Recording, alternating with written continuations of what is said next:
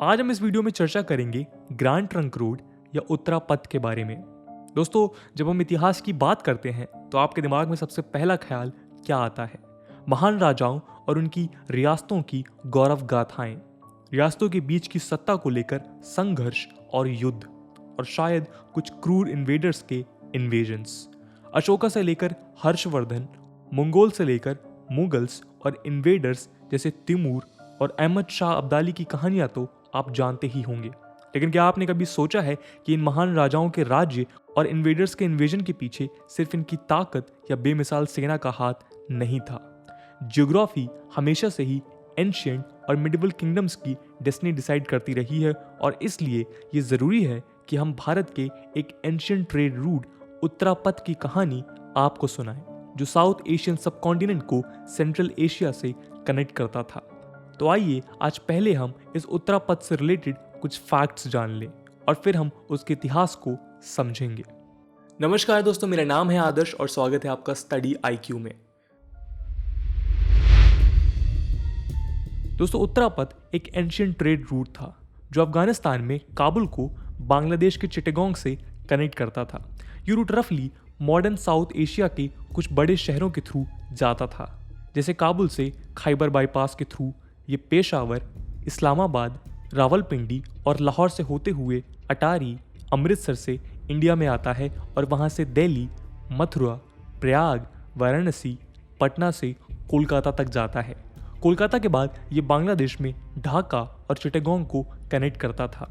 ये रफली 2500 किलोमीटर लंबा रूट था, जिसे सड़क ए आज़ाम, बादशाही सड़क, सड़क ए शेर शाह भी कहा जाता रहा है। ब्रिटिशर्स ने इसका नाम ग्रैंड ट्रंक रोड रखा, लेकिन इंडिपेंडेंट इंडिया में हाईवेज का ऑफिशियल टर्मिनोलॉजी नेशनल हाईवेज और स्टेट हाईवेज से डिसाइड होता है, और ये जीटी रोड इसलिए कई छोटे बड़े नेशनल हाईवेज के थ्रू कनेक्टेड है।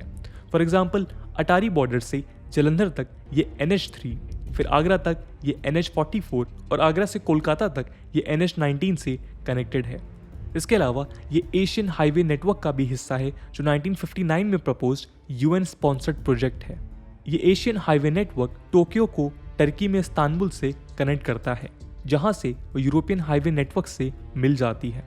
तो ये था एक ओवरव्यू अबाउट उत्तरा पथ। आइए अब हम आपको ले चलते हैं इतिहास में कुछ 3000 साल पहले और समझते हैं कि ये उत्तरा पथ कैसे साउथ एशियन सिविलाइजेशंस का फोकल पॉइंट बना। दोस्तों, उत्तरा पथ शब्द का मेंशन कई एंशिएंट टेक्स्ट में मिलता है। ट्रेड रूट्स का सांस्कृतिक लिटरेचर में मेंशन पनिहा टर्म से किया जाता है। पनिहा टर्म के थ्रू अथर्ववेदा के पृथ्वी सूक्ता में है, जिसमें इन रूट्स को इंडियन सबकॉन्टिनेंट का आर्टरीज बताया है, क्योंकि ये प्रिंसिपल मीन्स ऑफ कम्युनिकेशन थे। इसके अलावा उत्तरा पथ टर्म का पहला डायरेक्ट मेंशन स्कॉलर पनीनी की अष्टाध्यायी में है, जहां वो कई एंशिएंट किंगडम्स की बात करते हैं जो उत्तरा पथ के अराउंड स्टैब्लिश हुए। इसके बारे में इंफॉर्मेशन बुद्धिस्ट जटाका कथाओं में भी है। इस उत्तरा पथ के शायद 2 पार्ट्स थे, नदन और सदन। नदन पार्ट को अर्थशास्त्र में हेमवता पथ कहा गया है, जो शायद लाहौर, जलंधर, सहारनपुर और बिजनौर से होते हुए गोरखपुर और बंगाल तक जाता है।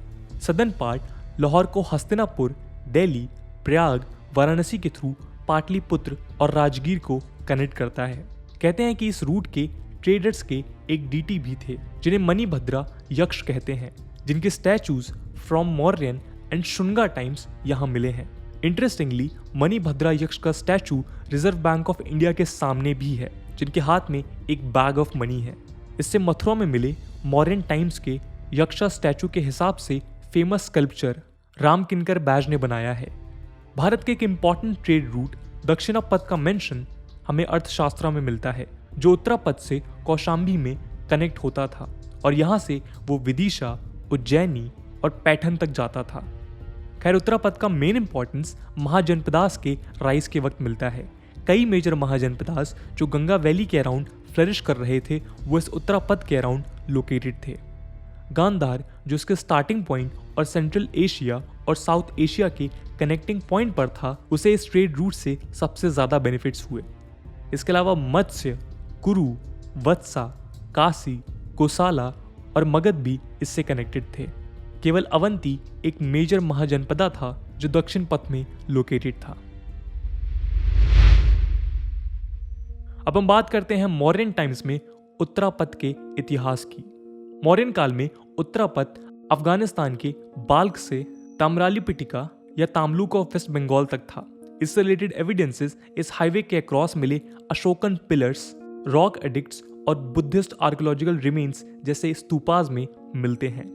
ग्रीक एम्बेसडर मेगास्थनीज के रिकॉर्ड के हिसाब से ये रोड तब तक्षशिला को पाटलिपुत्र से कनेक्ट करता था। तक्षशिला मौर्यन एम्पायर का फ्रंटियर भी था और एक इम्पॉर्टेंट एजुकेशनल और कल्चरल सेंटर भी। मेगास्थनीज इसे रॉयल रोड भी कहते हैं। चंद्रगुप्त मौर्य ने इस रोड को रिनोवेट और एक्सपैंड भी किया था और बाद में अशोका ने इसे और इम्प्रूव करने की कोशिश की। कहते हैं कि अशोका ने हाईवे के अक्रॉस रेस्ट हाउसेस का कंस्ट्रक्शन, ट्रीज का प्लांटेशन और वेल्थ का क्रिएशन ट्रेडर्स की सहूलियत के लिए करवाया था, जिसका मेंशन 7th अशोकन पिलर में भी है। बाद में समुद्रगुप्त ने भी इसके मेंटेनेंस पर जोर दिया। गुप्ता एम्पायर के डिक्लाइन के बाद नदर्न इंडियन पॉलिटी कंपैरेटिवली कम यूनाइटेड थी और यहाँ कई बैटल्स और कॉन्फ्लिक्ट्स हुए।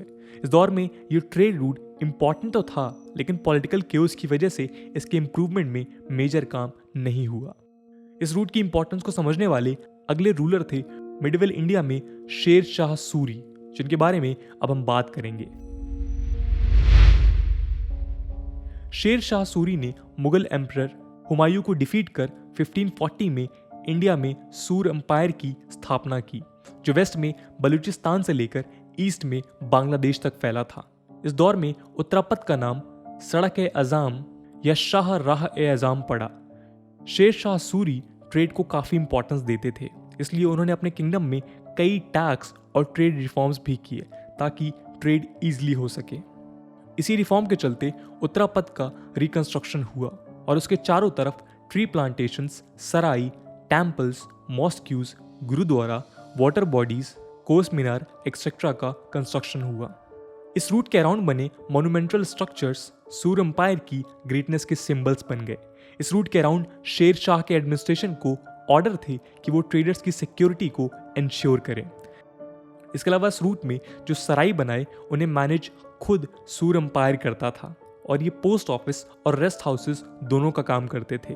ये सराई आज भी आपको नॉर्थ इंडिया में मिल जाएंगे।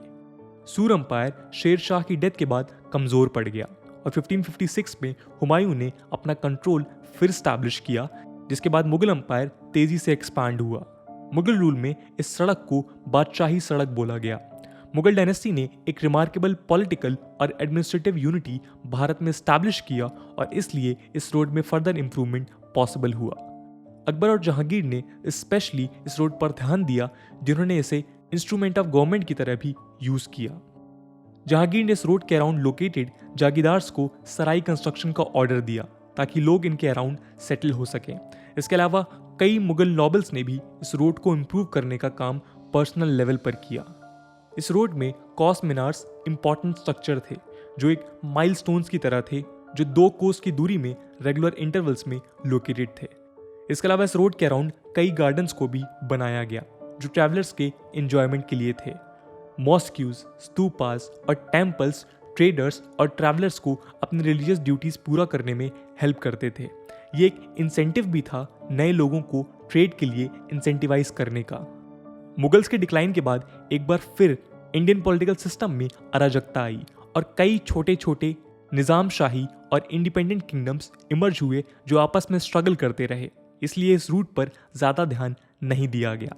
फिर आए ब्रिटिशर्स, जिन्होंने भारत में लगभग 200 सालों के लिए एक वास्ट एम्पायर को स्टैब्लिश किया।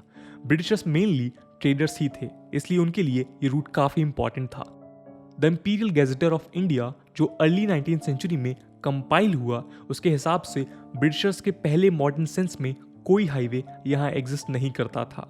वास्ट एम्पायर के मेंटेनेंस के लिए मीन्स ऑफ कम्युनिकेशन काफ़ी ज़रूरी था, इसलिए ब्रिटिशर्स ने इस रोड को रीबिल्ड किया और इस पर मेटल रोड का कंस्ट्रक्शन किया। इसी पर्पज से डलहौसी के समय इंडिया में एक पब्लिक वर्क्स डिपार्टमेंट स्टैब्लिश हुआ। इसके अलावा 1847 में एक ट्रेनिंग इंस्टीट्यूट भी बनाया गया, जिसे आज हम IIT रुड़की के नाम से जानते हैं। ये इंस्टीट्यूट तब Thomson college of civil engineering कहलाता था, जो रोड कंस्ट्रक्शन रिलेटेड ट्रेनिंग और उसके मेंटेनेंस के टेक्निकल एस्पेक्ट्स को देखता था। खैर, इंडिपेंडेंट इंडिया में कई सारे हाईवे डेवलपमेंट प्लान्स के तहत इस एंशिएंट रूट को इम्प्रूव किया गया। जैसे कि हमने पहले बात किया कि इस रूट पर आज कई नेशनल हाईवेज हैं। 1999 में कमीशन हुए गोल्डन क्वाड्रिलेटरल प्रोजेक्ट के तहत भी ये रूट डेवलप हुआ। इसके अलावा इस रूट के हेरिटेज इंपॉर्टेंस के चलते 2015 में इंडियन गवर्नमेंट ने इसे यूनेस्को वर्ल्ड हेरिटेज साइट के टेंटेटिव लिस्ट में नॉमिनेट भी किया। दोस्तों, उत्तरापथ का सबसे पहला इंपॉर्टेंस था ट्रेड। इस रूट के ट्रेड गुड्स में रॉ मटेरियल्स और फिनिश्ड गुड्स दोनों इंक्लूडेड थे। एम्पायर्स के मिलिट्री के लिए जरूरी हॉर्सेस भी सेंट्रल एशिया से इसी रूट्स में आते थे। प्रीशियस और सेमी प्रीशियस आइटम्स जैसे लपीज लजूली और सिल्वर भी अफगानिस्तान से इंडिया इसी रूट से एंटर करते थे। ये रूट इंडिया को सिल्क रूट से भी कनेक्ट करता था, जिसके थ्रू रोमन एम्पायर के साथ इंडिया के मैसिव ट्रेड लिंक्स थे इन स्पाइसेस, कॉटन एक्सेट्रा। कॉटिल conch shells, diamonds, rubies, pearls और गोल्ड ट्रेड का मेंशन भी करते हैं। दक्षिणापथ के थ्रू मदुराई से क्लोथ नॉर्थ में आकर उत्तरापथ से ट्रेड होता था। इसके अलावा गांधार और नेपाल से रेन प्रूफ क्लोथ भी फेमस आइटम थे। आर्कियोलॉजिकल एविडेंसेस में हमें कॉइन्स का डिस्ट्रीब्यूशन भी इस रूट के अराउंड मिलता है, जिसके हेल्प से इसकी मैपिंग की जा सकती है। ट्रेड के अलावा ये route monks, pilgrims, students, travellers और टूरिस्ट के लिए भी क्रूशल था, इसलिए ये एक कल्चरल रूट भी बना। मेगास्थनीज से लेकर चाइनीज स्कॉलर फाहीन और ह्यून सांग और central Asian traveller Abdul Razzaq ने भी इस रूट को यूज किया। इसके अलावा इंडिया से बुद्धिस्ट आइडियाज और कल्चरल एलिमेंट्स भी इसके थ्रू सेंट्रल एशिया और चाइना तक गए थे। कहते हैं कि जब अशोका ने बुद्धिस्ट आइडियाज को स्प्रेड करना चालू किया, तब उनके मिशनरीज ने भी इस रूट का काफी इस्तेमाल किया। बुद्धिस्ट टेक्स्ट के हिसाब से बंगाल का तमरालीपिती, जो उत्तरापथ का एंड पॉइंट था, वहां से ही श्रीलंका के लिए एम्बेसीज भेजे गए थे। इसके अलावा ये route important centre of learning को भी कनेक्ट करता था, जैसे तक्षशिला, नालंदा और विक्रमशिला। स्कॉलर्स, इंटेलेक्चुअल्स, स्टूडेंट्स और आर्टिस्ट ने इसे यूज कर नॉलेज एक्सचेंज को इंश्योर किया। कहते हैं कि फेमस तमिल ग्रामेरियन थोला कपियार ने पनीनी के आश्रम में कुछ समय स्पेंड किया था नियर तक्षशिला। उन्होंने भी इस रूट को यूज किया था, जिसका मेंशन तमिल टेक्स्ट तोलाकापियम में भी है। इन रूट्स का इस्तेमाल वॉरफेयर्स, बैटल्स और इन्वेजन्स में भी हुआ। ग्रीक रिकॉर्ड्स की माने तो चंद्रगुप्त मौर्य ने उत्तरापथ को यूज कर सेल्यूकस को हराया था। कहते हैं कि सेल्यूकस और चंद्रगुप्त मौर्य के बीच बैटल का कारण भी इस रूट पर कंट्रोल का कॉन्फ्लिक्ट था। मिडवल टाइम्स में तैमूर और अब्दाली के इन्वेजन्स भी इसी रूट के थ्रू हुए और बाद में इस रोड ने ब्रिटिशर्स को 1857 के विरोध को दबाने में भी हेल्प किया। तो दोस्तों, ये थी कहानी हमारे इतिहास के उस पहलू की जो हमें बताता है कि कैसे ट्रेड रूट्स सिविलाइजेशनल ग्रोथ के सेंटर पॉइंट बने और साथ में वॉरफेयर्स के कारण फैसिलिटेटर भी। ये आज भी उतने ही रेलेवेंट हैं जितने आज से हजारों साल पहले थे। हालांकि हिस्टोरियंस कहते हैं कि सिमिलैरिटीज के बावजूद मॉडर्न रूट्स एग्जैक्टली पुराने उत्तरापथ से मैच नहीं करते। इसका एक कारण है मॉडर्न इंडस्ट्रीज का न्यू सेंटर्स में डेवलप होना। इसलिए उत्तरापथ के अराउंड आर्किटेक्चर्स हमें कई रिमोट जगहों में भी मिलते हैं जहां से मॉडर्न हाईवेज पास नहीं होते। खैर, इन टोटलिटी ट्रेड रूट्स का इतिहास हमारे कल्चर और सोसाइटी का वो हिस्सा है जिसके बिना हम एंशिएंट और मिडवल एम्पायर्स के राइज और फॉल की कहानी को पूरी तरह से समझ नहीं सकते। इस रोड के इंपॉर्टेंस को समझना है तो हम फेमस नॉवेलिस्ट रुडयार्ड किपलिंग को याद कर सकते हैं, जो इसे a wonderful spectacled, a river of life, the backbone of all Hind बोलते थे। तो दोस्तों, ये थी कहानी द ग्रैंड ट्रंक रोड की, या फिर कहें उत्तरापथ की। अगर इस वीडियो में उत्तरापथ के बारे में कोई फैक्ट मिस हो गया हो तो प्लीज़ उसे कमेंट सेक्शन में बताइएगा। आज की वीडियो के लिए इतना ही। आई होप आपको वीडियो पसंद आई होगी, और अगर पसंद आई है तो अपने दोस्तों के साथ शेयर करना मत भूलिएगा। हम मिलते हैं अगले वीडियो में, तब तक के लिए जय हिंद, जय भारत।